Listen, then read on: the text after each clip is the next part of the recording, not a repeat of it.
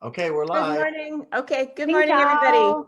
chào. Welcome to another day here on Adventures with Sarah. And today we are finishing up our Vietnam week by having you get a three-fer today. Instead of me just chatting at you or Reed chatting at you, we've got our delightful, magnificent, super fantastic friend, Trish Feaster, who's coming to us live from her honeymoon in Hawaii. No, okay, Aloha. aloha. But to be fair, I did get back last night at 1 o'clock in the morning. So back in San Oh, Diego, but I am on aloha time. but you look like you're in Hawaii. Very tropical, right? You're very tropical today. So everybody that's out there, we've been, if you've been following us this week, we have been talking a lot about Vietnam, and Vietnam is a tour that I have done. It's a tour Trish has done and Reed has done. So all three of us have run this tour before. And it's a great destination that a lot of people maybe miss. And so it's part of the sort of dance around Southeast Asia that I really recommend that everybody do at some point or another. Thailand, Cambodia, Vietnam, Laos. There's just a lot of really great stuff to see. My kids call Southeast Asia the Mediterranean of Asia, which I think they're correct because they say, Mom, you only go places that are Mediterranean. You got a problem with Mediterranean countries. And I think it's kind of true. So it's a great destination. We were lucky to have our friend Bon visiting with us this week, who is our local guide there. But today we are going to do a little hybrid. We're going to start off here with a roundtable discussion about what we thought about our impressions of Vietnam. And then Trish has brought along her slideshow that she's going to show us all of her beautiful pictures of her trips when she's gone to Vietnam. So to kick off, you guys, so first of all, just let's each of us tell our favorite thing about Vietnam. My favorite thing about Vietnam was how much fun it was when Trish and I went and got clothes made in Hoi An. We got like basically a whole wardrobe made, and we got measured, and we got all these custom made clothing. For like nothing. For like nothing. Yeah. It was so much fun. I think that was probably the most fun that I had in Vietnam. Reed, what was your favorite thing that you did in Vietnam? Well, favorite site is behind me here and behind Trish as well, Ha Long Bay. I think it's the jewel and the crown there. But, you know, at the risk of just repeating, I had a lot of fun in Hoi An having some clothes made. It was just a tiny little. Really? First of all, I had Maya with me, and we had a jacket made for her and a dress, just gorgeous Asian print dress, silk, and it was so I enjoyed her enthusiasm for that. And I had some cloth that I had bought literally in Scotland, some Scottish tweed, like 30 years ago, that I'd been sort of hauling around. It was enough to make a jacket out of. I knew somebody in Seattle that would make it for me, and then she wasn't available anymore. And I had this and I knew about the tailors in Vietnam and that you could get things made inexpensive. I brought that with me, and I had a tailor-made tweed jacket then that I had done there, and that was great fun. And I'm glad I had that great fun experience, because now I'm too fat to wear the jacket, and so all I have is the memory of the experience. Honestly, Rita, I can't imagine you wearing a suit jacket anyway. There's I can imagine you if you got married or something, you would be in your pants with many pockets and a t-shirt. So that's right. Well, if I was at home, I'd go put it on for you, and you could see how it's about 3 inches apart on the front where the should button. But what you do then is you go back to Vietnam and you have it open. Yeah, exactly. You can wear it open, or you can go back to Vietnam and have them fix it for you. I'm exaggerating a little. I can still wear the jacket. All right, Trish. Question to you. What was your favorite thing about Vietnam? Well, I think that my answer will come to no surprise to the two of you or to anybody who follows my Instagram on the Movable Feaster, but it was all the eating, all the places, all the time, every meal, everything, even if it was just fruit, right? Fresh fruit, because the saturation of flavor and the vibrancy of everything, it just really comes to life there. And so every time it was just like fireworks on my palate everywhere I went. But there is an exception to that. The very first thing we ate in Vietnam, do you remember that? You and me and Luca, we went out in Hanoi, and we sat down at this really local looking place, and we had these dumplings that were made of a clear dough. Oh, really I remember that. They were awful. I remember that. When I was in Hanoi, I went out to a little booth and stuff, and I thought I was ordering like the nice looking like chicken McNuggets things or whatever, and I took it back to the hotel, and it was the feet. Yeah, I, chicken I, claw. I tried them, but it was just, I mean, you could almost not chew it. It was just nothing but gristle, you know. But anyway, that was my street food story. Adventure, local adventure. Yeah, I remember after our clear dumpling dinner that did not turn out to be delicious, we stopped at McDonald's, and because you wanted to get a fried apple pie. Apple pie.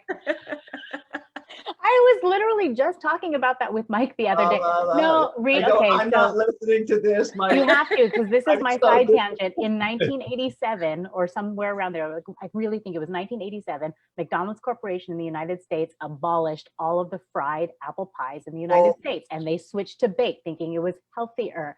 But smarter places like Europe, like Vietnam, kept it, and it is the best thing on the menu.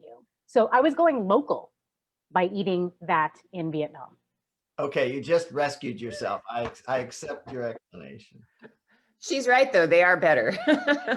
Infinitely better. Anything's better if you fry it.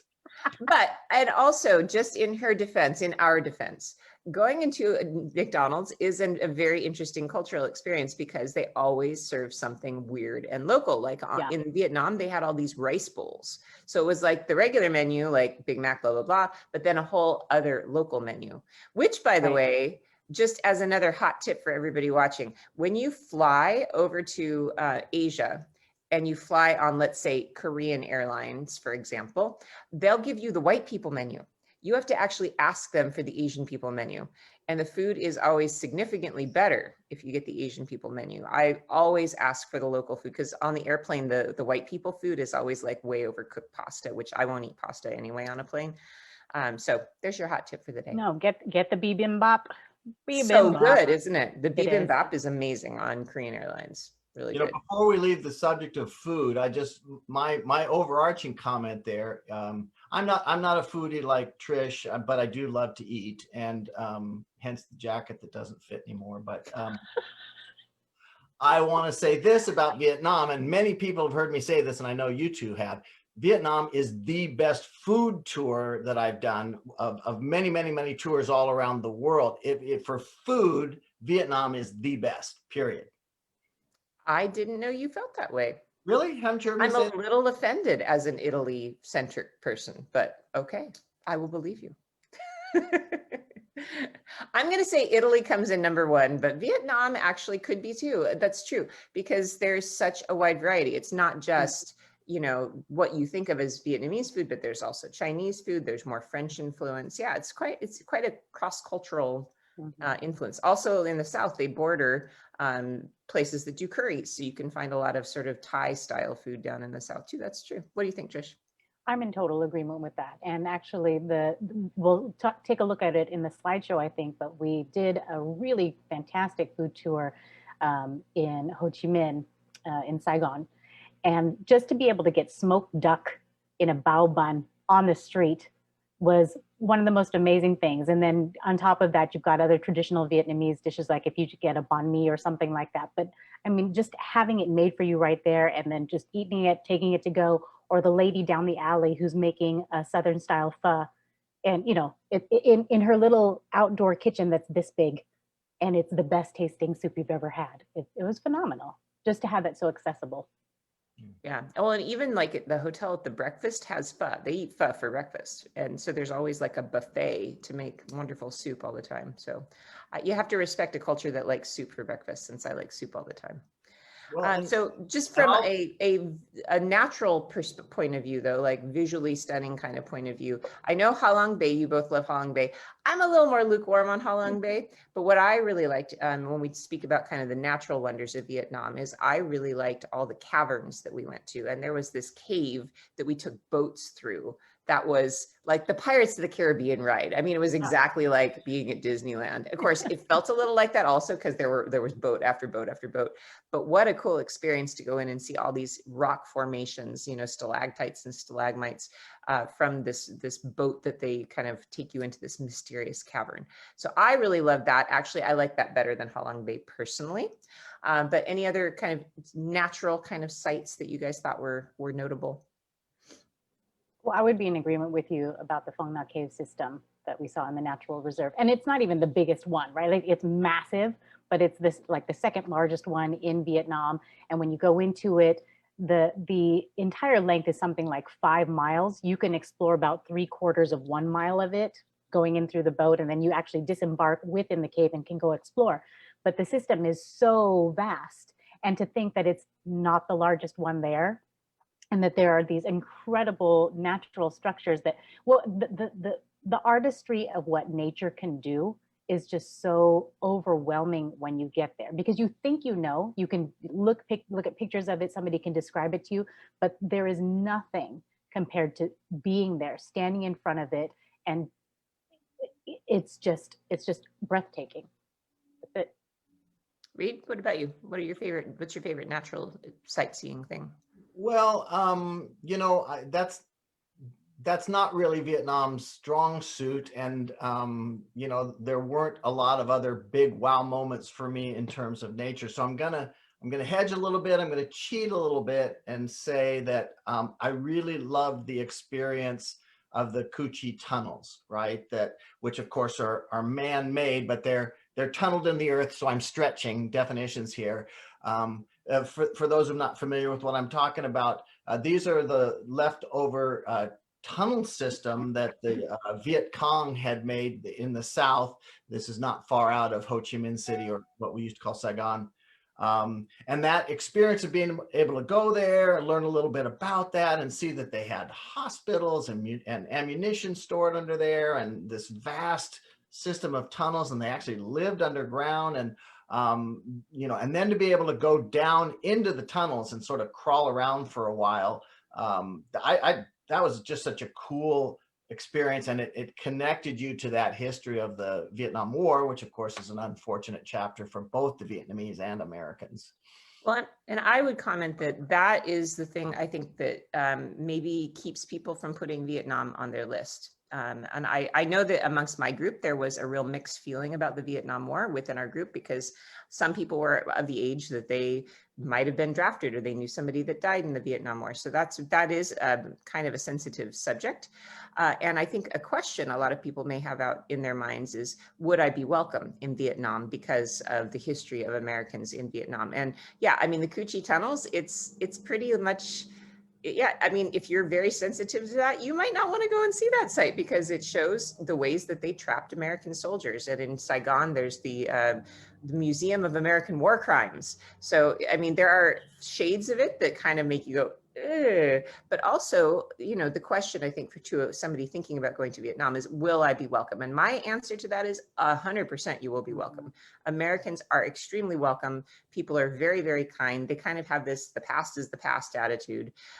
Did you guys feel that was the same there? Do you have any reservations about people traveling in Vietnam? Well, I'm in agreement with you that it is so welcoming, and that notion of the past is the past, but also because most Vietnamese now have no living memory of the Vietnam War, or what they call the American War, right? So when you go there, we have to remember too that there is a different perspective, right? There's always a different perspective on any story, the victors, the losers, and then how you interpret that and how it's presented. And so any American traveler who goes there needs to understand that there's a lot that we don't know that happened during the Vietnam War, that was suppressed, that was not really shared with us, despite all of the news footage and, you know, having that much ample coverage during an actual war, right? The first time that we're able to have that, but there was still so much that we didn't know. And there is a different side of the story. You're going to hear a very heavy slant on it. Doesn't mean that it's all propaganda. There's a truth to everything that, you know, that's presented, but it is presented in a very kind of we won kind of way.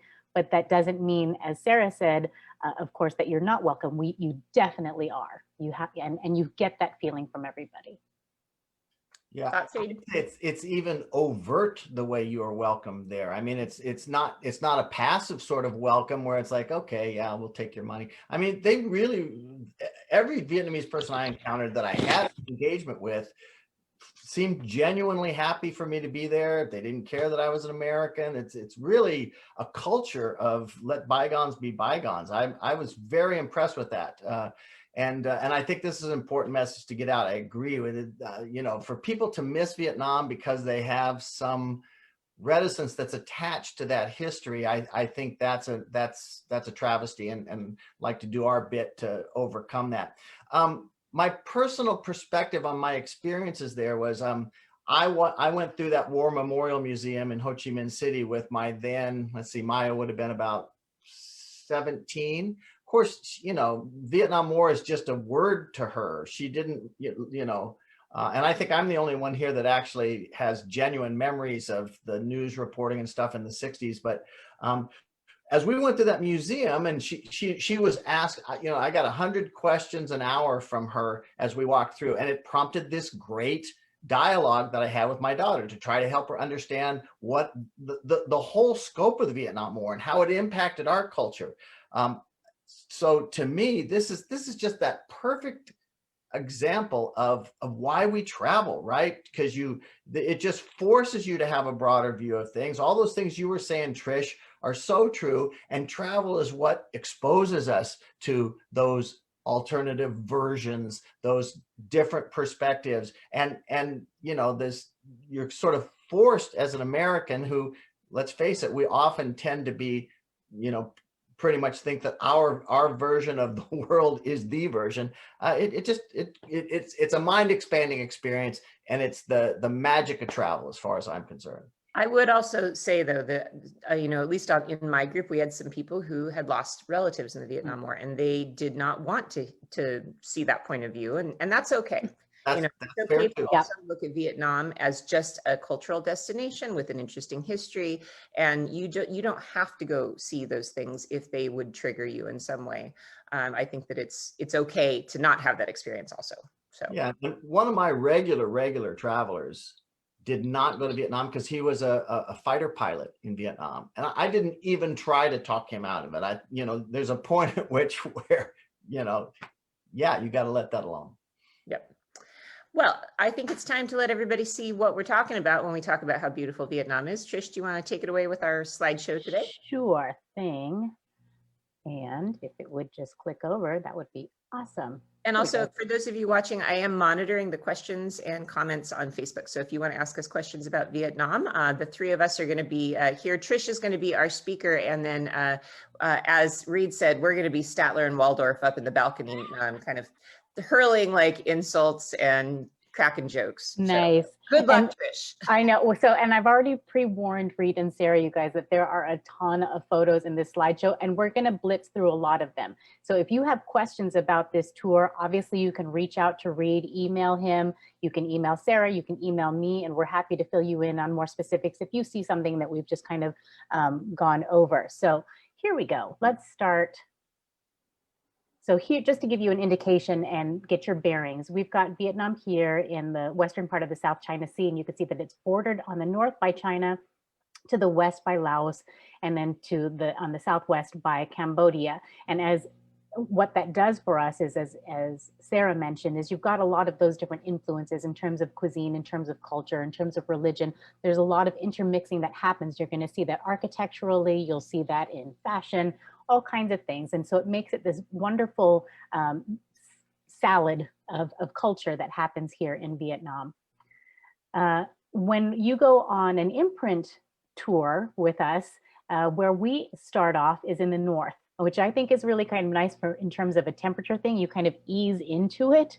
In the north, you tend to have much gentler climates. In fact, I was often wearing a sweater or a cover up on this latest trip that I took because it was so cloudy, and it was delightful, you know, not too humid, but it just kept everything kind of nice.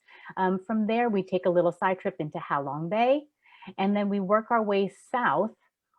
We take a night train to go to Hue, and then we take we continue on in a coach bus, and just south of Da Nang, which now is a very resorty area, and if you know it from the Vietnam War, it's, I'm told, looks nothing like it was then, but it's very resorty now. We go just past there to get away from all of the crowds, and we stay right about there in a place called Hoi An, which is the ancient city. There's a lot of Chinese influence there. We continue even further southward, and we spend some time in the Mekong Delta before coming back into Ho Chi Minh City and finishing, the other alternate name, of course, is Saigon. So we finish off there. That just gives you kind of an overview. Hanoi, here's that beautiful kind of misty, cloudy kind of thing, which controls your temperature for you, or you're going to want to have layers. But this is the main lake district in the center. This is the Hoan Kiem district, this lake here. And basically around the borders are all the things that you're going to generally want to explore, either with us in your tour or when you have your free time. One of the things that you can do on your free time is visit the Ho Chi Minh Mausoleum in the Ba Dinh district, which is to the west of the lake. And as we were talking earlier, and we were mentioning that there's a different take on the Vietnam War, right? Here they call it the American War. And if you think of Ho Chi Minh, and they call him Uncle Ho, right? He's the uncle of the country, the man who helped to unify North Korea and South Korea. And again, thinking about its long history, thinking about the Chinese oppression that had been there for so long, thinking about the French colonialism and the harsh conditions that were there. Despite all of the growth that was happening, there were a lot of harsh conditions under the French. And then all of a sudden having the Americans come in, there was a lot of sense of, wait, hang on, we have self-determination. This is our country, we'll want to make it one. And Ho Chi Minh was the one to help them to do that. So there is massive reverence. Of course, this is a communist country. So when you look at these structures, you're going to see that kind of stoic, oppressive, strong architecture. But then you counterbalance that with the amazing, beautiful people that you get to encounter. Now, this happens to be during Tet. Both of my tours that I did there happened to kind of overlap with that, which made it for great fun festival times. And Reed, you've gone during Tet as well, have you not? I've not been in Vietnam during Tet, but of course that's the equivalent is Chinese New Year, which I've encountered in many other places, but I've not actually been in Vietnam during Tet. And Tet is essentially the Lunar New Year. And so everybody comes out in all of their fineries. There are a lot of events going on, food festivals, dance festivals. And this is what these ladies were doing. I encountered them along the lake, and they were doing kind of traditional dances together. And I asked them about it. They invited me to watch and learn, and we became very, very fast friends. And you'll find that kind of warmth and inviting kindness no matter where you go. People are curious about you as much as you are curious about them. So I really encourage you to just say hi to somebody. And to say hi in Vietnamese or good morning, you'll say Sing Chào, Sing Chào. So it's a very easy greeting to do. This is the lake district in the old quarter, and this beautiful bridge leads you to a temple right in the middle of the lake. And there's a legend that goes along with this lake about a sword and a turtle, and you can learn all about that when you go into that temple. And then not too far from the lake where we stay, or where we have traditionally stayed on our imprint tours, is just about 2.5 blocks away from the lake, just south of the lake. And on our street is this amazing Vietnamese women's museum. And anytime there's something specifically focusing on women and women's culture and the plight of women and all the work that they do, I'm, as a woman, very attracted to that. But I think for anybody that wants to go, this is a really cool insight, because it also gives you an insight into what it's like in a communist society. So in having traveled to Cuba, in having traveled to here, those are basically the two communist countries that I've ever traveled to. In their kind of doctrine, there is an emphasis on a certain level of equality, right? That women can actually, you not just that you can do these things, but you need to be able to do these things. Everybody needs to be able to pull their own weight. Everybody's contributing to society. And so if you look at it through that lens, this becomes a very fascinating place. They definitely talk about the regional and traditional costumes, what it means from this certain village or this certain part of the country. And you'll see a whole lot of that, but it's not just about fashion. It is about sustenance and survival and how women contributed to each of their communities and in what ways, and the importance of all of that. This wall of pictures that you find in this museum is dedicated to mothers who lost their sons, husbands, cousins, whoever it might be, and actually fought and engaged in, again, the American war. And they're honored. You can see that these emblems here is like a medal of honor. And so all of these women receive that, and this is only a portion of the wall. There is, of course, that propaganda, right? So during the Vietnam War, and I don't know how to read Vietnamese, but I'm pretty sure it says something like, you know, when we all work together, we can be successful, or do your part and help to work for unification of our country, something to that effect, right? So you've got, that's Rosie the Riveter there is exactly what essentially, right? Yeah, exactly. Like, we can do it, you can do it. And not just that you can, you need to, right? In order to help our country, you need to do this, obligatory. When we go on our tour, one thing that we do together as a group is we visit the Maison Centrale, or basically the Hanoi Hilton, as you might know it. Now, this building was actually constructed by the French under colonialism and was functioning as a French prison and held Vietnamese prisoners. And then, of course, during the Vietnam War, American prisoners of war were held here. Again, you need to go into it knowing that a certain perspective is being shared with you, right? And you need to kind of suspend your own knowledge, and I am putting that in quotes, right? What you think you know about this war, or the information that you have received up to this point. Again, there are nuances to that, and there are other parts of the story. So whereas I don't say, take this all in and swallow it as a whole pill and say, yes, I totally agree with this, but know that other people have a different point of view about it. So when you come in, you do see, they do talk about how this was a French prison and how they kept the Vietnamese prisoners. And you can imagine being locked in with your ankles strapped like this for who knows how long, in the kind of conditions that they were living in. There are very well explained displays.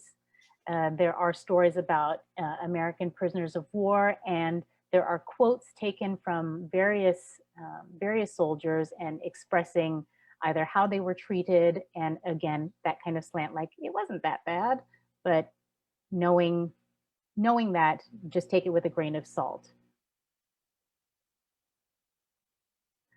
When after you've finished that, or any kind of exploration like that, if something feels a little bit heavy to you, lighten it up. Go ahead and go to one of the local cafes and just take in that part of the culture, because as you guys saw the other day with Bon, coffee isn't just coffee, right? Vietnam is something like the 4th largest producing coffee producer in the entire world.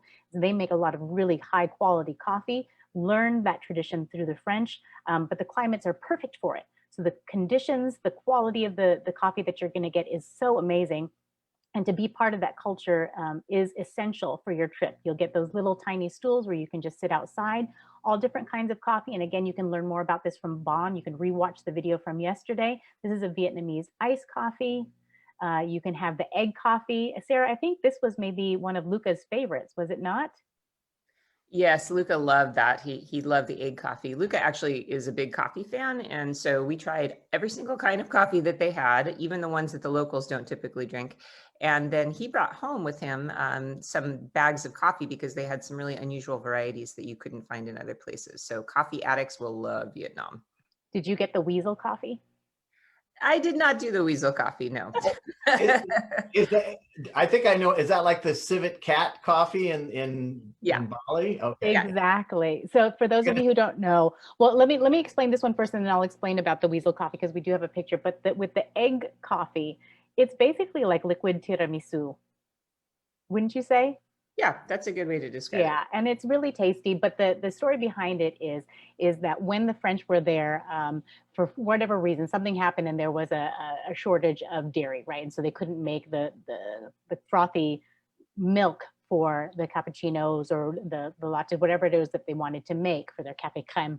And so this cafe owners said, okay, well, I have an idea. I'll just whip up some egg yolks, put some sugar in it, and then make that the kind of mix that goes into the coffee, and it was really successful. So this is very popular throughout the country, but if you go to Hanoi, this is where it actually originated.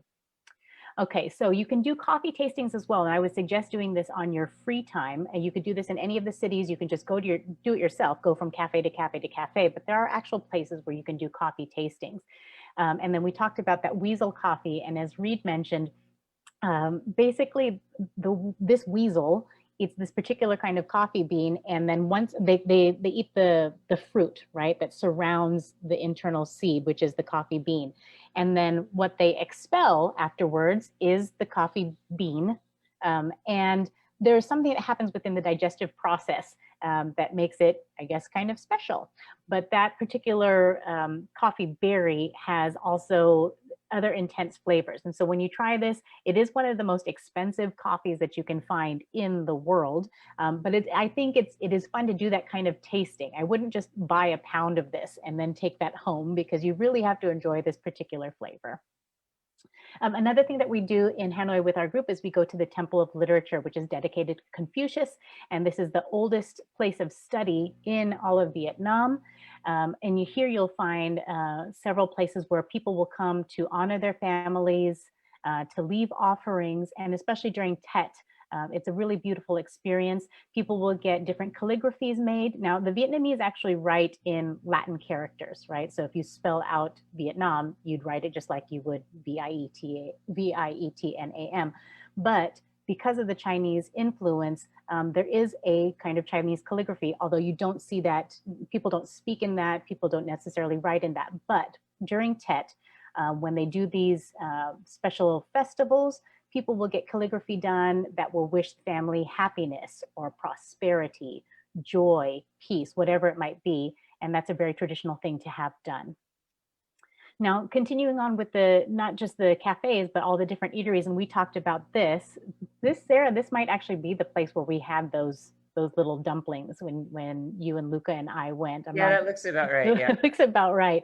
But this is very common, seeing those little tiny chairs and having that communal experience, and everybody's just kind of your friend, and it's people watching. It's very French in that way, right? Like when you go to a French terrace and you sit at that table and you watch the world go by and you socialize and you just kind of chill. It's that kind of feeling on very tiny chairs.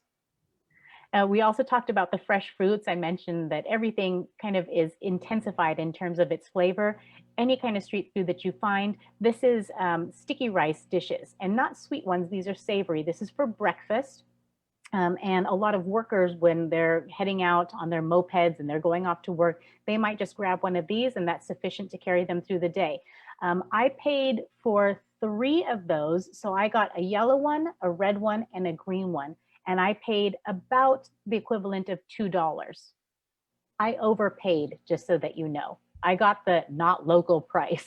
So these are very inexpensive, very filling things, and it's fun to try. I bought all 3 of them just so I could try a couple of different ones, and you may not finish them, but it's a fun thing to do, just to have a little bit of a sample. It's not going to break the bank, and you're getting some really cool local cuisine. This is the interior of one. This has some savory pork in there. Here's the curry dish, one of the ones that Sarah was talking about, that curry influence, some lemongrass chicken, and of course, fried rice. So many great things. You can even take a food tour, and this would be on your free time. And there are all kinds of cuisines that range throughout the country, right? Different regional cuisines. These clear kind, I don't even know if you can see that, but you can see what's on top of it. That's pork crackling on top of a very fine rice pancake, right? It's kind of gelatinous. And that actually comes from the Hoi An area, or excuse me, from Hue. By the way, Vietnam is a paradise for people who are gluten-free, because everything is rice-based there. So you can eat everything. And great for vegetarians too. You have so many options available to you. So don't feel like you're restricted by anything when you're traveling through Vietnam. Whatever you want. If you're a carnivore, good for you. You got a ton of stuff. If you want all vegetarian stuff, you've got options. If you are on an all Coffee diet, you can choose from like 99 different things and you're going to be totally happy. Yeah, I would say Southeast Asia for me as a guide is one of the easiest places to accommodate whatever kind of dietary restrictions you have. Dairy-free, gluten-free, keto, vegan. Yeah, you can really do whatever you want here. I also just have to comment about look how cute my baby is. He's the little head popping up above Right her. there. So this is a trip that Sarah and I did. She led this tour. This is in 2019, I think. And this is Bon. You met him yesterday. He was telling you about the coffee. Fantastic guy, such a great guy. But we do a little side trip with our group to the Biden Buddhist Temple Complex, which is a place that was built by an unnamed, an anonymous billionaire in Vietnam. And what he created was a series of different temples and as a place of study for anybody from all over the world who wants to come and learn about Buddhism.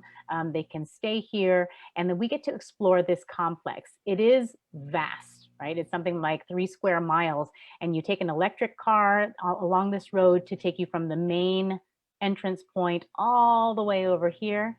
And then we get to explore these different places. So there's a bell tower, there's a pagoda, we explore the different temples, and then the statuary that you get to see. So the different Buddhas are all represented in various statues, and you get to learn about that with your local guide. The views from here are just remarkable in studying, and you can imagine how if you were here to actually study Buddhism, that you could find that you could very easily find that inner peace here because everything is just so tranquil and beautiful, and you have that opportunity to focus on becoming a little bit more enlightened. And this is the bell tower. You can climb this. Again, more of that statuary. You can also go up this pagoda, and you don't have to climb it. Thankfully, there is an elevator, and the views from up there are equally as spectacular from there or from the bell tower. You'll often find people making prayers and offerings here as well. And just to see the magnificence of that in admiring its grandeur, and then also admiring its details and the small moments. This little ceramic carving or ceramic sculpture is about 2 inches tall, and you'll see these gigantic pots of bonsai, and then they have these little figurines on there, and it just gives you a little contemplative moment. So to see the grandeur and then to see the small internal things is a nice little contrast. Not far from there, we go to a nature reserve, and we go on the Chang'an boat tour. And you can see in front of us, you can see this person right here, they're rowing. I know that Reed has gone on the ones where they're rowing with their feet to be able to do this. But when you go on, you've got these women and men who are working really, really hard to take you on non-motorized boats and taking you through these dramatic waterscapes with these limestone karsts that rise out of the water. And it is something out of a movie. Literally, you'll often be reminded that this is where they filmed Kong Skull Island, right? So you can come check this out. But beyond that, beyond its Hollywoodness, is the beauty of the natural part and what man has brought to it. So you'll find these little temples that are just floating on the water. And then there is a little island where you can go out and explore some of these. So it's just striking and beautiful. If you're just traveling on your own in Vietnam, and for whatever reason, you can't do an overnight on Ha Long Bay, this is a nice alternative because you do get to see those limestone karsts. You get to see it from water level, and it's convenient enough to Hanoi where you don't feel like you're giving up a lot of your time to be able to do that. That said, I think that Ha Long Bay is a must, and that's why we do it on imprint tours, and we do an overnight on there. These are the kind of boats that you might encounter, and they range from kind of very inexpensive to the most luxurious. And we do a really nice stay. It's not quite the junk boat, but there's upgrades to it, and it's really comfortable and beautiful, and you have a great time. There are free flowing drinks all over the place. And then you have these little boats that take you out to the islands. So this is kind of like your, what's that word? When your little, like a little ferry boat to the mainland. That's not Ferry. what I mean. It's a ferry. There's a word when you're cruise shipping. Anyways, that thing. Tender. Tender, thank you. There's it's a tender that takes you off to the islands. So because your boat can't fit into this little bay, right? Your boat stays out there, and then you take your tender to come in to this beach area where you come to Chai Beach and the Sungsut Cave. This is the first cave that we encounter on our tours. And again, pictures are not going to do this justice, but as Sarah mentioned, this one and the second one that we visit are two really spectacular places, and they are quite different from one another. You know, you can't say, oh, a cave is a cave is a cave. They're not. They're so different, and it's so vast and expansive. So just to give you a sense of size, right? The portion that we're looking at right now is maybe about 1/6 of this particular cave, right? And you can imagine the height and the width of all of that, and you can explore quite a bit of it. It's very well paved, so you can see that they make it easy for you. I would say that the challenging thing for this, if you're thinking about what your physical abilities are, you do have to climb a set of stairs to get up to the entrance of the cave and then to descend into it. So if you have, if your knees are a little bit weak, a walking stick might help you, but for most people, it's fairly easy to do this one. Just to look at the accommodations on our boat, so comfortable and beautifully appointed. You have full running hot water, you have air conditioning, and then you've got pretty spectacular views because it's boom, right there for you. The other really fun thing, and Sarah, tell me if you agree with this, was the food on there that they prepare for you.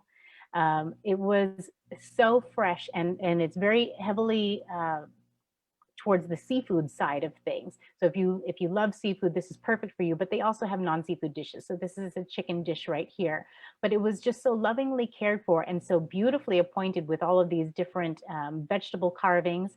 And on, Sarah, you were, I think on our boat as well, they did the vegetable carving demonstration.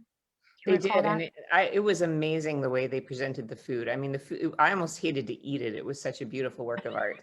But they showed us how to make like baskets out of carrots, which was completely insane. I mean, I don't think I'm pretty good at art, but I'm not sure I could do what the things that they did. That was really neat to watch. They were artistry. Yeah. Like within seconds too, it was like, look what I made, a basket out of a carrot. So yeah, it's pretty phenomenal. And it's a very hardworking crew that they multitask, right? So the captain is doing this other thing and the chef is doing this also. And then the bartender is also doing these things. So it's a crew of 3 people that are doing everything that they possibly can to bring you complete happiness. And they do. And that's what's pretty awesome about it. Yeah, I have to just say that they were the hardest working crew I've ever seen in any touristic capacity. Absolutely. Like they did everything. They cleaned the rooms. They actually like got us out on the tenders into town. I mean, they cooked beautiful food. Yeah, amazing staff. They were fantastic. One thing I will say, Sarah, that we didn't get to do together on our tour, but we were able to do on my tour this last year was we also did nighttime karaoke on the boat. Oh, was phenomenal. Not that you necessarily this year. Not that everybody wants to do karaoke, but that opportunity can be available. So in the morning, after you've done your overnight, right? But what's great about being able to do this is that because you're out there first thing in the morning and you're already ready to go, we get up and we are the first tender to go out onto the T-Top Island. And here's where you're going to get an amazing view. So here's Bon kind of teaching us about T-Top Island, and it's named for actually a Russian cosmonaut who once visited Vietnam, and they wanted to honor him. So they're like, we're just going to make an island and then make a statue for you. Here you go. Not make an island, but name the island for you. And so when you go up to the top of this hill, and it's about 470 steps, right? Both with landings, so you can kind of take a break and do different kind of views, but you get up and you get this overview of Halong Bay, and it's just gorgeous. And because you're the first person up in the morning to be able to do this, you beat all of the crowds. You're the first ones up there. You get this all to yourself. You can enjoy it in tranquility. And then you'll notice that once you start to go back down, then all of the hordes have arrived because they were like, oh, I think I'll just sleep in a little bit. No, you don't want to do that. Be an intrepid adventurer and traveler and go ahead and get up early. It is worth it to be the first people up there. We did do that, by the way. Yeah. No, yeah, we totally did. And it's just, Really. such a different experience than when you see the people who are then miserable waiting on the stairs to come up because there are too many people going, right? You want to have that luxury of setting your own time. And then after all of that, climbing up the stairs and then coming back down, you can enjoy a little bit of time on the beach. Oh, Sarah, we used to have a picture of us that I had of us frolicking in the waters. I don't know where that disappeared to, but I'll But have to these are find some that. of my favorite people ever anyway. These are my ladies who travel with me all over the place. So that's a great picture too. Now, after we do that, we actually take a night train. And Reed, do you want to talk about the night train experience at all, or why we do that? And I don't Sure. have pictures of this, I will say. Yeah, it's a philosophical choice. It's not as comfortable as flying, but it is the local way people would get from north to south in a comfortable way, you know. So it's, philosophically speaking, we want to have that connection to the local culture a little bit. And also, I mean, if you think about what it takes to fly or spend all day long on a bus, what you're trading for that is you load up, you go to bed, and you wake up in a new place. You know, you buy yourself kind of a whole, at least a half day of sightseeing, because even if you're taking a 45-minute flight or an hour's flight, think about how early you have to get ready. You have to leave to get to the airport, to go through security, and then you sit around and wait, and then you get on and you sit on the plane for 20 minutes. And, you know, so when you talk about a flight being an hour, it's really a half a day, right? To go through all that, and then everything that happens on the other end too, to wait for your bags and clear the airport and, you know, load up to move on to the next thing. So it's a practical application, and it's you know, it's a philosophical one. But having said all that, you know, I call it the night of 1,000 naps. You know, I mean, it's you know, very few people get a really good sound night's sleep, but I feel like it's that the trade-off is worth it for the reasons I've said. Well, and I would also just chime in that we have done other night trains that we have been taken out of our itineraries because they were not up to snuff. And actually, the trains in Vietnam, that overnight train, is so modern. It was nicer than any train I've been on in the United States, especially. But even in Europe, it was nicer than a lot of those trains. And you know, we can't promise it, but usually some sort of party breaks out among with our groups on those trains. So somebody's brought a bottle of something, and all of a sudden, multiple bottles of something, Reed, on my last tour. I'm just saying, we can't promise it, but it seems like it usually happens. And it's a good time, but you do need to realize that you are going to be doing activities the next morning. So if you, as much as you can, try to get a little bit of sleep while you're on that night train, because then as soon as we get off of that train, we actually go to a hotel, which we have day use of. So you can shower, get refreshed. There's a full breakfast there. And then we continue on with a coach bus to get to the Phong Nha Ke Bang National Park. And this is the one that Sarah and I were talking about, where you can go in on these boats that are actually motorized. And then if you look over here, here's the entrance of the cave. Once you get to here, they cut the motors and then they have to row you in. So here's some of my group departing, and then once you go inside, you've cut the motors and you can see this long oar here. They take you and steer you through this massive cave system. And like I said, you can explore via the boat about, I don't know, 3/4 of a mile or a little bit less than that. And then, and look at the magnificence of this, just the coloring. You can imagine the amounts of water over the millions of years that were going in to carve all of this through. And then seeing the stalagmites and the stalactites. So you can disembark the boat. In fact, not that you can, but you have to disembark the boat.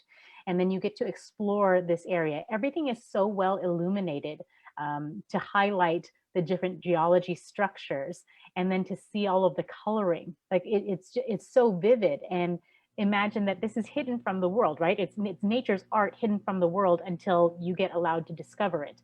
So it's a privilege, I think, to be able to come into places like these. You do a little circuit that takes you back to your boat. This is them, the ones that are coming in and then departing, and you walk around, and then you are able to get back on there and you motorize back to the mainland. From there, we continue on to the city of Hue, which was the imperial city. Okay, so this was the capital and the the Nguyen dynasty ruled here for a couple hundred years, even during the French colonialism. And so you get to see the imperial citadel, the forbidden, the massive temple structures where the royal family would have lived. And you get to do that with your guide, with Bon or whomever might be your guide at the time, to get an insight into the history of this dynastic rule here. You'll see a lot of really incredible architecture decorated with different ceramics that are broken into mosaics to create these elaborate designs. And then you continue along the river, which is the Perfume River, named so for the fragrant smell of flowers that waft up along the river. And you go to the Tianmu Pagoda, which is another Buddhist temple complex, much, much smaller than the one that we visited just outside of Hanoi. And you get to then go on a dragon boat across the Perfume River. This is really kind of cool. It's just a really good transport for us. So instead of having to go around on a bus, you get to just enjoy, have a nice drink, and enjoy the views along the river. And eventually, you get to explore the royal tomb of Emperor Tuduk. And those of you who have been to Germany and you've heard of Mad King Ludwig, Emperor Tuduk is kind of the equivalent. He is the Vietnamese equivalent of Mad King Ludwig, in that he was very artistic. He liked to write poetry. He designed this entire space to be his final resting place, right? This royal tomb where he was going to be buried. So it's an elaborate park with really cool structures and a lot of vegetation, but you get to explore that and just be in awe. Along the river, there are several different royal tombs that you could explore, but I think that this is kind of the cream of the crop, and it is the one that you will explore when you are with Imprint Tours. What I found also too in terms of other artistry was there are paintings that are displayed in some of the different temple areas and that you can go into and enter and visit, and just the detail that they have. And it makes me think of like Northern Flemish kind of paintings when you see these details and you see the landscapes, and you can get in really close and see the kind of daily life activities that were happening in this area. And this is another kind of leaving perspective as you're exiting the park of the Emperor Tuduk. And when we stay in Hue, you're staying in a pretty centralized area. It's very convenient to get to different street markets, to get to nightlife, and you're right here along the Perfume River with this glorious view over the town. Also too, not just street markets and farmers markets, this is just the kind of like the local convenience vegetable stand, right? So you can just go down a block and a half and boom, you're right here. You're right in the presence of local commerce and seeing how daily life is going about, and you're part of the scene. You can be in and amongst that so easily. You can go on one of these cyclos. A number of my tour members decided to go on these cyclo tours, and if you do that at night, it's really cool because you see the lighted structures of the bridge, and it's a very convenient way to get around. And then just kind of taking a look again at the local commerce, that things happen on the fly and wherever you go. So did you need sunglasses? Sure, somebody's going to drive right up to you, and there you have it. The kindness and the warmthness of all of the people, again, that I met. And Sarah, I think you and Reed both, as you mentioned before, just that feeling of you can talk to anybody and people want to engage with you. Do you guys have any special memories of people that you encountered? Well, I have a few, but I won't share them. But they, my thing that I found surprising is how many people did actually speak English. So not everybody, for sure, but most people want to communicate. And I find that a lot of times with foreign languages, people get really sort of anxious because they're not sure, if they're going to be accepted if they try to speak the foreign language. But people in Vietnam were very, very welcoming. The other thing that's great about Vietnam as an Asian country is you can actually read their signs. I mean, you don't understand the language, but they use the Roman alphabet, which is nice, the Latin alphabet, because it's easier to actually be able to sound things out versus Thailand, where it's like, who knows? That's a really good point to make, Sarah. Thank you for mentioning that. Reed, any special moments for you? Actually, no special anecdotes, but just that it was generally always easy to engage and people were friendly, as we've said before. So no, not a specific account, but just to reiterate how easy it was and how often it happened. Now, Hue is actually a really modernized city. And if you're going from the north to south, right, Hanoi, even though it is the capital city, in a lot of ways has resisted a lot of modernization. And that's what's cool about it, right? You've got the old quarter, you do have commercialism, but not as much as you might see in places like Hue or in Ho Chi Minh City, Saigon. And so this bustling energy, even though you're on the river and you can have this tranquil, peaceful moment, there is an energy to the city that people really enjoy. As I mentioned, like if you did a cyclotour at night, or even if you're just walking along the river, there's this really cool bridge that the colors illuminate and change as you go on through the evening. And just walking around there, everybody is always out because of the temperatures. People like to be out and about at night. So that's another thing to keep in mind, is being in that social atmosphere, enjoying a lot of things that happen along the river. You might find an impromptu music session, or there's a vendor of these different kinds of foods, or whatever it might be. But allow yourself to have those different experiences throughout the day, right? Don't just limit to yourself to, I've done my activities and then I'm going to rest. You'll miss out if you're not experiencing some of the other things by going out at night. Now we continue southward again past Da Nang, which is now kind of a resort beach town. And we continue on to the ancient city of Hoi An, which, as I mentioned to you, has the very strong Chinese presence and also Portuguese influence here.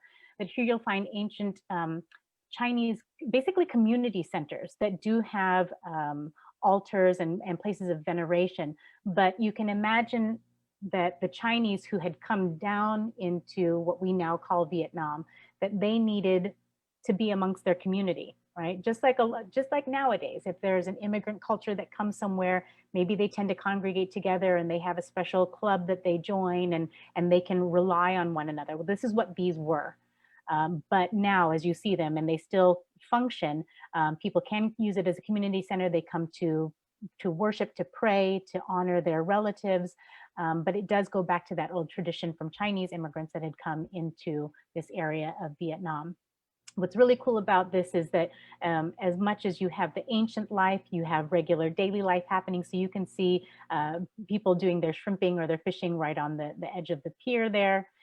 You can see how gas is just so convenient to you, and you just need the one little filling station. The mopeds that you see in the town are kind of everywhere.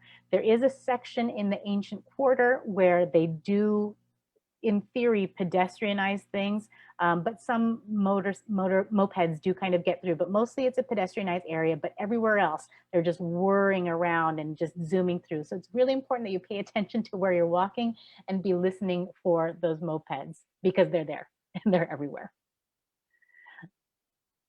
A lot of the beauty that I find in this town is not just in the structures, but kind of the natural beauty that kind of envelops and weaves its way into the town itself, that you can feel the ancientness of this even in its natural surroundings. And then, of course, the amazing food that you can get there. This is a particular dish. This is khao lo. And this type of noodle is only made here in Hoi An. You can't get it anywhere else because it has to do with the kind of water that they use to produce this type of noodle. And the water here is unique to Hoi An. You can't get it anywhere else. So when you come to Hoi An, this is one of the essential dishes that you need to have. You can get it topped with pork or all different other kinds of proteins. If you wanted to do tofu and keep it vegetarian, you can do that as well. But again, khao lo when you're in Hoi An. All kinds of amazing foods. This is some other street food. And if you'll notice that there are a lot of dishes that use the French baguette. Again, thinking back to our French influence with colonialism. And this is basically like a pate, and it's grilled onto the bread. These have been, unless you get these fresh, like you literally watch them fry them up fresh, I would probably tend to protect my gastrointestinal system and maybe not have one that was sitting around a while. They are very tasty, incredibly tasty, but make sure you get one that is freshly made for you. Here's another fun drink. Sarah, I don't know if you and I went together here, but this is a coconut coffee. Yeah, this is where you, Luca and you and I went and we tried out a bunch of different coffees. So I actually have a little video I recorded of the three of us trying them. Oh, yay. I have to post it, but yeah. I have to see This that. was the coconut coffee. It was basically like coconut ice cream that it was like affogato essentially, coconut ice cream that they poured coffee over the top of. That's a great way to explain it. And it is so delicious. And if you're not really into coconut, maybe it's not your drink, but it's not so overpowering with coconut flavor, but there definitely is that essence because it is made with coconut cream that's all whipped up and then plopped into your Vietnamese iced coffee. And it's so refreshing. And what's interesting though about the calorie count is that as luxe as this looks, coconut milk and coconut cream are actually not that densely caloric. So just tell yourself it's health food. You can pretend, why not? And if you don't want to have that, then have a local beer, have a LaRue, or have a fancy fun drink. We did this too. Sarah, if you remember, had that overlook. Do you remember when we were in the ancient town and we went upstairs and you're looking over the river like that and enjoying the world going by? You can watch people taking these boats. You're being rowed along the river, and especially as the sun is going down, and everything starts to illuminate. And this is the city of lanterns. Everything starts to light up and it's just magical. Now, actually once a month, they have a lantern festival because it coincides with the full moon. So you could be there, any time of the year and encounter a lantern festival, but you'll see these lanterns all strewn through the city, and you can even make your own. You can take classes to do that. Or if you wanted to purchase one, you can do that. There are a number of vendors and markets and a night market where you can get some of those things. And as Sarah mentioned, there are any number of tailors and seamstresses that can custom make clothes for you here. And let's get to a little bit of that. Sorry, here's some more lantern stuff, some more street food. This is part of the night market. You have to embrace your adventurous side there. This is the old Japanese bridge that is across the way. Is that Japanese? I thought that was Chinese bridge. No, it's actually Japanese. So it's so there's the Chinese influence, but there was a Japanese quarter here. So there's the Japanese bridge, the Chinese influence, and the Portuguese. So all three of those kind of melding into this ancient town. And then you've got the different tailors who can make all your different kinds of clothes. This is one that Sarah and I explored together. And we got a couple of things made here. And they just very quickly take your measurements. I think, Sarah, you and I both found that even though you could look through their magazines and say, oh, I want something like this, or they might already have a dress made, you say, oh, I want something like that, and just make it in this pattern. What was helpful was to bring in something that you already had, right? So I have a pair of pants that I just love, and I wish I had it in 5 colors. So guess what I did? I had it made in 5 colors because they could do that. But if you have something like that or a particular dress, then you can get those things made really easily, and usually within about 24 hours if you want, which is unbelievable to me, but you can do it and not have to pay very much. You can also go ahead. Toss in here, I would say it's worth spending a little bit more to go to the better tailors, and that's something that Bond can help you with. You know, I being a bargain hunter, I went with the cheapest thing I could find for some of the things I had made, and I wasn't as happy with the results there as the people that made the jacket for me. So it's so cheap no matter what. I would spend a little bit more and go to the places that Bond recommends that do a really good job. Sarah, wasn't there a place you went to like laser measured you or something like that? I went to the high-end place that Bond suggested. It was called Yali, I think, and it was and I actually went to both. So Trish and I went to the ones just across the street from the hotel, which were really inexpensive, and we just got some sundresses made, just some fun, kind of cheap and cheery clothes that I think for about $10 you could have a custom dress made out of just cotton fabric.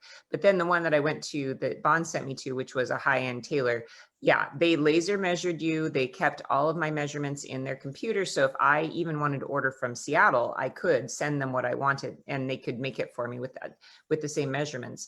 And I bought a traditional Vietnamese gown from there, which was it's so beautiful. It's red and it has kind of the mandarin collar and the split kind of sides with the pants. And that ended up being, I think it was around $70 to have made out of silk. So, I mean, it was worth it. The other thing is that the fabrics in the cheaper places that they say are silk are definitely not silk. Right. So that's the other thing, is when you go into the higher end tailors, if you want linen or silk or nicer fabrics, the fabrics they say are those things actually are those things. Whereas the cheaper tailors, they, I know my fabrics, and definitely they didn't have silk or linen at the cheaper ones. So you get what you pay for. Reed is correct about that. You can get other things besides clothes. I had some custom belts made as well.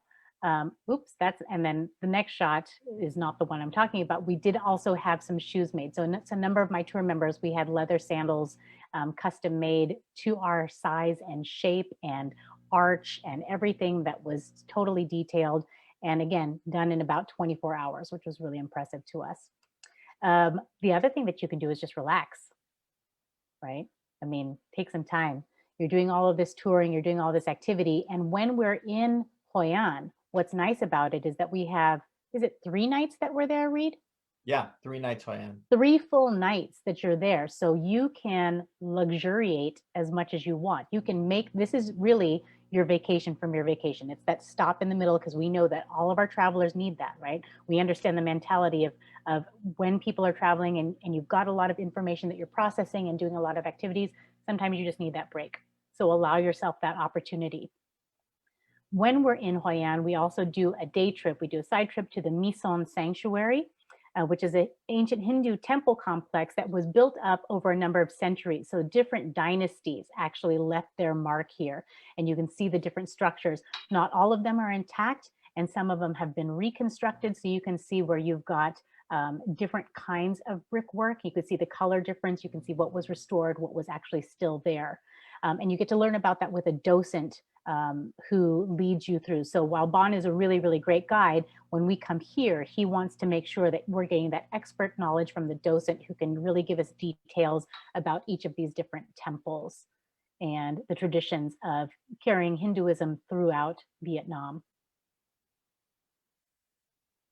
On your free time, another option that you could do is to do a photo tour. There are all different kinds of opportunities that you can do. Like I said, you could do a lantern making class. You can do food cooking classes, which we do. If you want to do that, we can organize that for everybody. But doing a photo tour, this will take you into one of the neighboring villages and just getting to see life in the countryside and how that differs from what you've been experiencing in the cities is a really nice opportunity. And you'll get to meet some incredible people. At least this company who does these photo tours, they have a relationship with this village. They've been working with them for so long that it's really easy to engage with the people that are working and to see how they're traditionally living. This work typically done by women, so they're working all day, and then as soon as the sun goes down, that's when they're kind of wrapping up their work. But the happiness and the joy that you see people doing and taking pride in the work that they do, for me, was so moving, right? That happiness, your definition of happiness is not necessarily somebody else's definition of happiness. And it's easy to find joy in what you do if you allow yourself to have that. Here's one of the cooking classes that we did with our group. And this is when I was with Sarah. So we went with the green mango cooking class that we organized for our group. And you can make all sorts of different dishes. You get to communally help one another within your group. And they usually divide you into 2 groups so that you have your personal chef helping a smaller group. And Sarah, was there anything in particular that you really enjoyed about this cooking class that we did together? I liked making the pho stock from scratch because that's really difficult. So that was fun to see how they do that. And they did talk to us about how pho differs from the north to the south. And most of, if you're here in the United States and if you've had pho, you're typically going to have a southern version of pho, because most of the people who left, who immigrated from Vietnam to come to the United States, were fleeing, and they were fleeing from South Vietnam. So you'll tend to get that style. And so it's nice to be able to understand about that contrast and to learn how to make these different things. Seeing some of the different fruits, pineapples in shapes that you might not be familiar with. Rambutan, you're going to see these everywhere. It is a cousin to lychee. It does not taste as rosy There's kind of a rose essence that comes out with lychee, and it's a lot sweeter. Rambutan is a lot more subtle, and it's got that nice prickly or like kind of fluffy pointer thingies on the outside, but it's easy to just cut through that skin, and then you get that eyeball looking kind of fruit, and it's really tasty. This is when we're out on the Mekong Delta, and this rockfish is a very traditional kind of fish that you would have there, and you deep fry it, and it is incredible. This, you would take off a piece of that fish, you would wrap it up in a rice wrapper, which kind of looks like a tortilla, but it's made out of gluten rice. And then you put some vegetables in there and you dip it in a fish sauce, and it's fabulous. In the Mekong Delta, we choose to go here because we get to stay at a homestay, and getting away again from everything, getting away from that city life and seeing what life is like really on the Delta, where it's similar to Venice in that you've got these different canals that you can go through. There are wider river portions and then narrow canals that go through different plots of islands. And if you think too, if any of you have been to Mexico City and you think about, or to Venice, right? And you think about how land was built on wood pillars, pylons underneath the ground, and then you stack land on top of that, and you amass these amounts of islands, this is what you get in the Delta, because you needed to strengthen and fortify those land masses so that you could build your houses. And so you get to weave in and out through those. You can go on these boats where these hardworking women are using the double oars to row you through, and they're actually rowing you forward. So it's not a backwards rowing thing. They row forward through these canals. And some of the most beautiful, kind people, hardworking people that take you on these delightful strolls through the water. One of the places that we go to is a rice plantation where they make rice goods. So rice candies, all different kinds of snacks and different kinds of trinkets that you can make from rice. And you get to see incredible demonstrations. Do you remember when Luca did this, Sarah? Yes, he did. He did a very good job. He was one of the only people that was able to actually flip that pancake thing without tearing it. So I was very... It's incredible because that's just a rice paste, right? That you do into kind of a liquidy dough, right? A paste that you make, and then you smear it on there just like you would a crepe. If you've ever seen a crepe made and they do that circle with all of that. So there is a boiling pot of water underneath that is exuding steam. And then they have this cover over it. The steam comes through that, and then it heats up that rice paper. And then you have to stick this wood piece underneath it and do these kind of flippy rolly thingies so that you can get the whole thing on the stick and then unravel the thing on the stick. And Luca, like you said, Sarah, was basically the only one of our tour who could be able to actually do it. But then you can is flippy rolly thingy, is that a technical description? That is a technical term, and when you go across to places, especially when you go to France, they will definitely say flippy rolly, but they'll say it like this, flippy rolly. So yeah, it's very technical. And then if you haven't had enough there, then you can try some more exotic things besides the rice. Hi, Luca, we were talking about you. Luca wanted to jump in here because he was very excited to mention this. So tell me. Has she mentioned the Cobra wine yet? Has she mentioned the Cobra It's right here. It's right here. Go for it. Talk about it. It was such a cool experience because it was it was like it completely like blindsided me. They brought out the big jars, and you see them, and you're not 100% sure if those are actually snakes, and then they're like, yeah, these are snakes, and they offer you up some, and it's a really, really fun experience. It's probably my greatest travel regret is that I didn't drink the Cobra wine, because they had other wine out that I drank before that. But you drink all the Cobra wine, people. It's a fun experience. I drank the Cobra wine. I drank the Cobra wine. It's strong. And of course, we always encourage people to try everything, to experience life, experience travel, but nothing is required. No, you're right. Nothing is required. You're not forced to do this, but you'd be the only one. No, I'm just kidding. Everybody else is going to be doing it, peer pressure. No, when you do this, it is just a little sampling. You're not guzzling down a whole bunch. It is potent. So you can see these little ceramic cups. You just have a little tiny taste of that, but it's fun to just even learn how to do the cheers, right? So mot, hai, ba, yo is how you do cheers. And it's basically 1, 2, 3 cheers is what you're saying. Or if you didn't want to drink the wine, why not dance with a cobra or python or whatever that is? I didn't get strangled, which was great. You know, like I survived and that was all kinds of fun. So you can have that kind of opportunity if you wanted to. And then leaving that, you can now go back to the food. So here's kind of a popped rice that they do, which you then mix with different kinds of flavorings. You can do it with a pandan leaf, which is basically the leaf of a coconut. And it's such an Asian flavor, and it's fragrant and voluptuous and yummy. Or they can mix this with chocolate, or there's a caramel one, all kinds of different things. And you can see them doing that. It's an incredible process, and it's this family-run place. And this lady, she and I have become very, very good friends. So I met her the first time when I was with Sarah. And then the next year I had showed a picture that I had taken of her with her from the year before. And she was just so delighted to see us again. And she's so friendly. And you guys know that I'm 5'1", right? So this lady is super duper tiny, and she's just managing the whole thing. She's the matriarch of the place, and she is a spitfire. So if you get a chance to meet her, she will hug you, she will love you, and just tell her we all said hi. Also in the villages, when you're here in the Mekong Delta, you can explore other craft works. So we got to see pottery makers doing their thing in the village. And this was just a quick walk from where we were staying in our homestay. We also got to see basket weavers. We saw them delivering the local jackfruit, you know, because each village is going to need their own. And then we also get to see traditional song and storytelling, which was a really impactful moment for a lot of my tour members.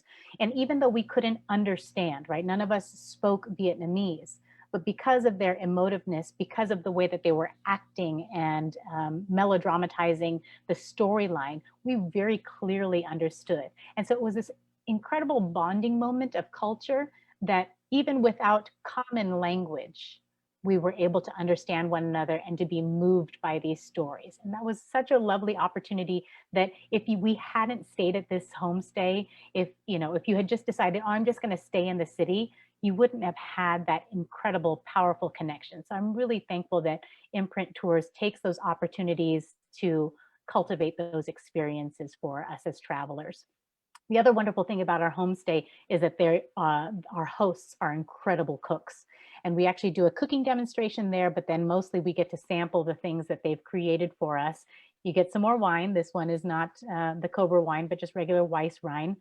And again, with the different cooking demonstrations, we learned how to make the traditional Vietnamese omelet, which has shrimp in it and daikon and carrots, and it's very light. But this is a little view of where we stay, and it's just so luxurious. We talk about it being a little bit rustic because it is, right? It's the wood structures, it's all of these things, but you have all of your amenities. You've got air conditioning, you've got beautiful rooms, and in some of the rooms, you actually have a backyard rain shower. So you have a standard bathroom with your regular shower, but if you wanted to stand essentially out in nature and have a rain shower over you, you could, and it is quite delightful. And it's just tranquil. Sarah, do you remember us staying here? Yes, I do. It was very, very nice. And yeah, really pretty rooms and rustic in a certain sense. But yeah, it was a lot of fun. And Luca loved sitting in the hammocks and reading on his phone. Okay, We'll go ahead and continue on. In the morning, because you don't leave at the crack of dawn, but I like getting up early in the morning and getting those sunrise photos and just having that sense of tranquility. You can wander around. There are kind of dirt pathways that you can follow to explore portions of the village. And so allow yourself those kind of encounters, right? That you're welcome to do that. And you should take advantage of those opportunities. Our hosts here are incredible. They will do whatever it is that you need. They're so helpful and very grateful to meet you. Now, when we leave the Mekong Delta and we're coming back into Ho Chi Minh, we take an opportunity to visit a Cao Dai temple. There's a really interesting religion that was created in the 1920s by a Vietnamese man who basically thought, Well, there's all these different religions and philosophies in the world, and they all have really great things to share and to contribute. And so let's pull some of those best ideas from all of them and make this brand new religion. And he actually used to be a government service worker, a civil servant, who created this new religion called Cao Dai. And so you'll see influences in terms of its artistic sense when you go inside the temple. It's very vibrant, it's very colorful. And if you look back over here, right at this far end of this picture, you can kind of notice some figures that are up there. And if you think of when you go into a Catholic church and you might see the different statuary of saints or biblical figures, it's akin to that. And I don't know if you can kind of tell, but you have Buddha here, you have Confucius, here's Jesus.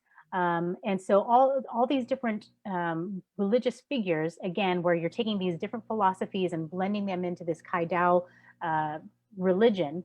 And then there's also a very special reverence for Victor Hugo. That one I can't explain to you other than that French colonial influence, but there is a very strong reverence to Victor Hugo. Now, after we go to that Kai Dao temple, we continue on to the Kuchi tunnels. And Reed, do you want to take a moment to kind of talk about, I know you mentioned it earlier, but maybe you can talk a little bit more about it. Well, there's not too much to tell that I didn't say before. I mean, it's what remains, what they preserved of what was once a vast system of tunnels that the Viet Cong used to escape the American bombing, to be able to mount raids from. It was basically a crucial part of that resistance movement of attrition, of outlasting the Americans when it was very effective. It was a big part of the culture of the war. So visiting there is really powerful, where you see some of the booby traps that they used and what they did underground. And then, as I said before, the opportunity to actually go down into the tunnels is that sort of travel proximity experience that just cannot be replicated sitting in your Barco lounger watching National Geographic, right? It's just a powerful visit. And you do get kind of a video explanation. It lasts about 15 minutes. Again, you're going to hear the Vietnamese version or the Vietnamese side of this story that they call the American War. What I find interesting, though, when you're talking about the Cu Chi tunnels, and Reed alluded to this earlier, is that there are different levels and different systems and different rooms for different things, right? So where you cook, for example, you would not want any of that smoke to be escaping because that would indicate where you are.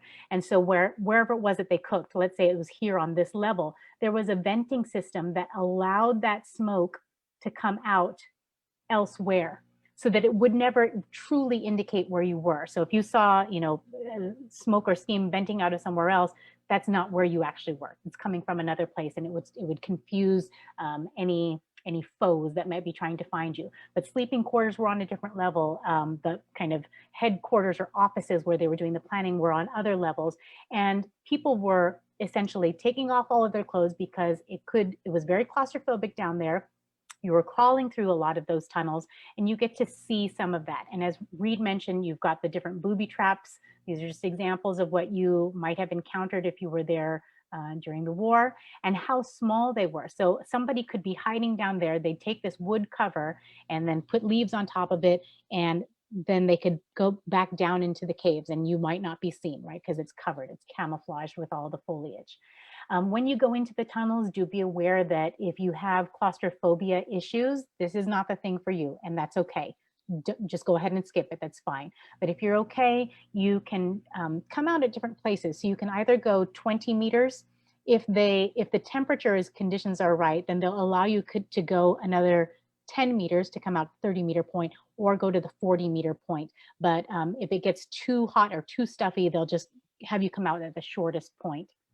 Here's an example of that man popping into or going out of one of the little hidden holes going into the caves. This is the kind of body positioning that you're going to have to do when you're going in there. So again, tier 2, not just the claustrophobia issue, but you need to be able to kind of crouch down that low to be able to do that. I think it was really well worth it for me to go through. I'm glad that I did it. Now, once you leave the Cu Chi tunnels, we dive headlong into Saigon or Ho Chi Minh City. Sarah, talk to me about the mopeds, because you're a girl who is in Italy all the time, and you see kind of the moped culture there. Contrast that for me, please, with that to Vietnam. Well, obviously, the volume of scooters in Vietnam, as you can see, is something way more than Italy. But I have to tell you that even though there's lots and lots and lots of scooters everywhere in Vietnam, I spend a lot of time in Sicily, and like the chaos, you can't even compare to Naples or Sicily. Like, it's actually orderly. Even if there's more, they're orderly. But I did see maybe 4 people on a scooter once in Vietnam, and sometimes and they use them like cars, so they'll be holding, you know, stuff from IKEA or whatever. So yeah, so it's kind of crazy, but it's not as chaotic as Italy. And they're everywhere, you know, they just, wherever you can find parking, there they are. And again, as Sarah said, multiple people on any bikes. This was a rare occasion. We happened to see this, but that is really, really rare to see any kind of accident. People are very aware of their surroundings. When you're in Saigon, going to the central post office is kind of a must. You see this kind of neoclassical structure because of the French influence. It's not, when you go in, there's kind of like souvenir kind of things, but incredible maps of the systems, of telegraphic systems that were coming into Saigon. And so they're beautiful mural paintings that are on either side of the wall that are a must see when you go there. You can also visit the Opera House. There's another example of that neoclassical architecture. You've got that kind of mansard style roofing because of the French influence there. And then along this main esplanade, at one end, you'll see the People's Committee or the City Hall. And if you look at it, and if any of you have ever been to Disneyland or to Walt Disney World, it kind of looks like Walt is greeting you there at the end, right? And you've kind of got this castle kind of looking kind of thing, but that's the City Hall. That, of course, though, is Ho Chi Minh. And what they've done with this whole esplanade is that they have pedestrianized everything. And so during the day, and especially at night, it is a gorgeous place to be, to socialize with people, broad, wide esplanade, tree covered, lots of vibrant activity. The Reunification Palace is another place that we visit with our group, just the outside. We actually we aren't able to go in, but this was the last residence of the president in the South before Ho Chi Minh took over. So he fled from here. Again, different architecture. You have the Notre Dame Cathedral, French influence again. And then the War Remnants Museum, as Sarah and Reed had talked about. This is a pretty powerful place to go. And you see a lot of journalists have contributed their works to be able to be in this museum. And you get a lot of different perspectives, and perspectives that you won't necessarily have learned about in your history books here in the United States or in documentaries. And I think it's essential to be able to go there and to learn about that, and to see some of the war relics. Food tour, just kind of to wrap up, this is one of the last things that we did when we were in Ho Chi Minh, was to go on a food tour with a friend of Bon, and just being able to sample a whole different slew of things with somebody who is an expert on that, guiding us through, letting us know this is the best thing, or this is how you eat this, or this is why you do this, was really incredible experience. Here's another type of pho. You saw that clear broth earlier that we made when we did our cooking class. Here's another style of it, and just incredible. Banh mi sandwich. And then one of the newer structures, and this is the last thing that we're going to kind of close off with, is this brand new skyscraper that went up just a handful of years ago. But the overview that you get from here, and just to be able to enjoy the city and kind of wrap up your thoughts and reflect on all of the incredible experiences that you've had throughout this amazing country, and just to cap it off with a lovely drink and these beautiful views, and with really good friends that you've made on this incredible imprint tour, is a delightful way to wrap up your stay in Vietnam. Well, thank you so much, Trish, for your wonderful slideshow.